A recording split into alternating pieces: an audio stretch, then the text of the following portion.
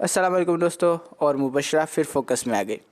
दोस्तों, जिस तरह का डायरेक्टर और राइटर ड्रामा ड्रॉ कर रहा है ना, मुझे लग रहा है कि उनके दिमाग में कुछ नहीं है। वो बस बनाए जा रहे हैं, जो दिल में आ रहा है, जो दिमाग में आ रहा है, लिखे जा रहे हैं।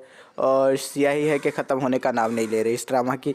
कहाँ से शुरू हुआ था और कहाँ को जा रहा है, कुछ समझ नहीं आ रहा है। कमाल की बात मैं करूँ कि फिर भी मज़ा आ रहा है। हाँ, मज़ा तो फिर भी मैं है, बिल्कुल है। और अब तो मतलब कि कोई दिशा दिखी है इसकी, चलो, जो कि नहीं दिख रही थी इससे पहले। समझ ही नहीं आ रहा था कि किसकी साइड ले किसकी ना ले। अभी भी समझ नहीं आ रहा कि मुबशरा की साइड ले या आयला की साइड ले या जैद की साइड ले। हर कोई अपनी जगह पे एकदम ठीक लग रहा है। मुबशरा अपना घर बचा रही है बेचारी, इसलिए उसने अपने शौहर की दूसरी शादी करवा दी। तो एक एंगल से उसके लिए बुरा भी लगता है, उसकी साइड लेने का जी करता है। लेकिन दूसरी तरफ आयला भी बेचारी, उसने अपना भाई खो दिया, और वो भी जो करे वो भी कहीं ना कहीं जस्टिफाइड तो है ही कि उसके भाई का खून हुआ था।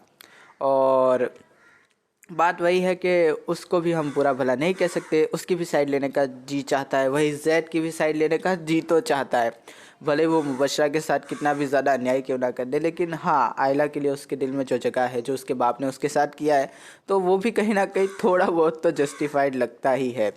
तो समझ नहीं आ रहा, एक कन्फ्यूजन का शिकार हूँ मैं कि किसकी साइड लूँ किसकी साइड ना लूँ, कौन हीरो है कौन विलन है, ये समझ नहीं आ रहा। अजीब व गरीब कोई ड्रामा बन चुका है। अब मुझे ये नहीं समझ आता कि इस ड्रामा को मैं किस पर्सपेक्टिव से देखूं।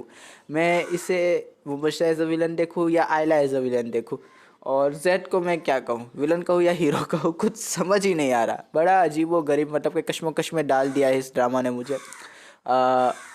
और मतलब कि देखे ना, किस्तें भी किस तरह से निकाल रहे हैं। अब जो आने वाली किस्त है उसमें मतलब कि हमारी आयला जो है, अब वो चाहती है कि उसका वलीमा हो, और जेड कह रहा है कि चंद ही लोग आएंगे। और बेचारी मुबशरा पागल हो रही है कि लोग मुझ पे हंसेंगे। और मुबशरा को शायद तैयार होना चाहिए था इस बात के लिए। जब वो गई थी तब मतलब कि उसे ये सोच कर ही अपने शोहर की शादी करवानी चाहिए थी कि पता तो चलेगा, सबको पता चलेगा, और जेड बताएगा। ये कोई ऐसी शादी नहीं है कि छुपा ही जाए। तो ये मतलब कि रिएक्शन थोड़ा स्ट्रेंज था।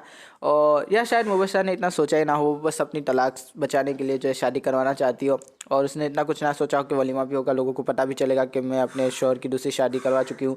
और जिस तरह से मतलब कि मुबशरा की बात बाद में करेंगे, पहले बात कर लेते हैं आयज़ा खान की। एक्टिंग कमाल की थी, मज़ा आता है। और आयज़ा खान को देखने में यही तो मज़ा है दोस्तों, कि उनकी एक्टिंग के साथ जो है मैच कर पाना बहुत मुश्किल होता है। और इसलिए इन्होंने एक टाइम तक अपने आप को नंबर 1 पोजीशन पर होल्ड करके रखा था पाकिस्तानी ड्रामास के अंदर, क्योंकि इनकी एक्टिंग है, कमाल की एक्टिंग है जिस तरह से ये एक्ट करती है।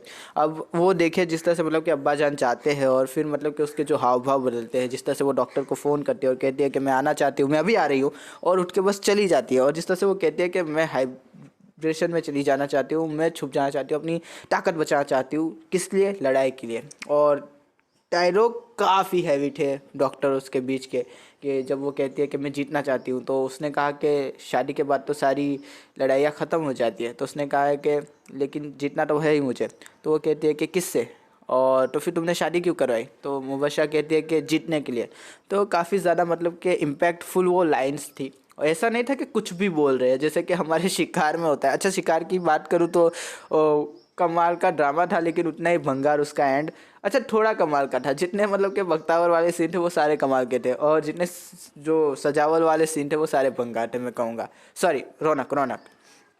और एंड तो मैं कहूँगा महाभंगार है। और कल या परसों जब मैंने वीडियो बनाई थी तो मैंने कहा था कि ARY से सीखो, तो उसमें मैंने जो है हरपल जियो का नाम लिया था और हम टी का नाम लिया था। हरपल जियो को तो फिर भी मैंने ग्रेस दी थी कि वो अच्छे एंड तो फिर भी बना ही लेता है, लेकिन उसमें एक और नाम आप जोड़ दीजिए, वो है ग्रीन एंटरटेनमेंट्स का।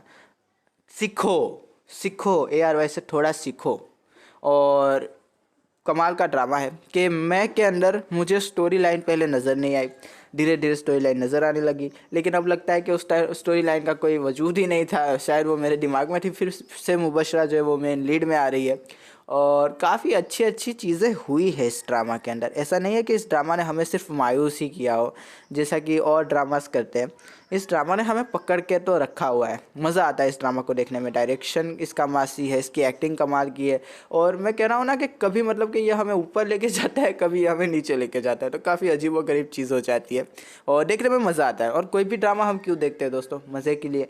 सबसे पहले तो मज़े के लिए ही देखते हैं, उसके बाद मोरल आता है, उसके बाद मतलब कि अंडरस्टैंडिंग आती है। तो मज़े दे रहा है ये ड्रामा, और मोरल दे रहा है कि नहीं दे रहा है इसको मैं आप पे छोड़ता हूँ। आप बताएं कि आपको क्या लगता है कि ये ड्रामा हमें कुछ सिखाता है? गुस्से को कंट्रोल में रखना चाहिए, ये तो सिखाता है बेशक।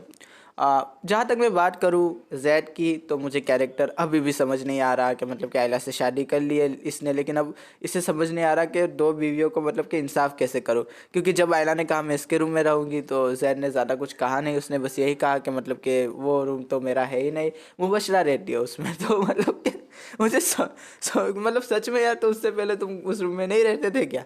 क्या तुमने शादी के बाद रूम बदल दिया था? ये कहना कि मतलब कि वो रूम तो मेरा है ही नहीं, मतलब जैद बेचारा मतलब कि बचना चाहता था वहाँ पर आयला से, कि वो रूम तो मेरा है ही नहीं, वहाँ तो मुबशरा रहते, वो मुबशरा का ही रूम है। लेकिन वही बात है कि आयला कहाँ मानने वाली थी, और आयला जिस तरह से मतलब कि अपने हक गिनवा रही थी, हाँ वो तो टीज ही कर रही थी, वो तो मतलब कि भाई की मौत का बदला ही लेने आई है।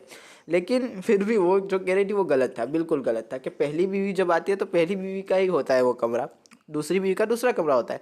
लेकिन वो जिद पे अड़ गई, और मुबशरा बेचारी फिर से मतलब कि बड़ी बहन बन गई और कहा कि ये ले लो मेरा कमरा। आयला तो एकदम अपनी जगह पे क्लियर है कि वो तो मतलब कि अपने भाई का बदला लेगी, साफ लेगी। लेकिन ये जैद क्या कर रहा है? वो किसकी साइड में? वो मुबशरा की साइड में, वो आयला की साइड में? कुछ समझ नहीं आ रहा। और जिस तरह से वो बेचारा बचने की कोशिशें कर रहा था, बार बार आयला से कह रहा था कि हम दोनों अब साथ है, तुम हमारे बारे में सोचो। आयला कह रही है कि मैं नहीं सोच पा रही हूँ, मुझे जो है अब नहीं मज़ा आ रहा, मुझे जो है मतलब कि ये सब अब सेटिस्फाई नहीं करके दे रहा।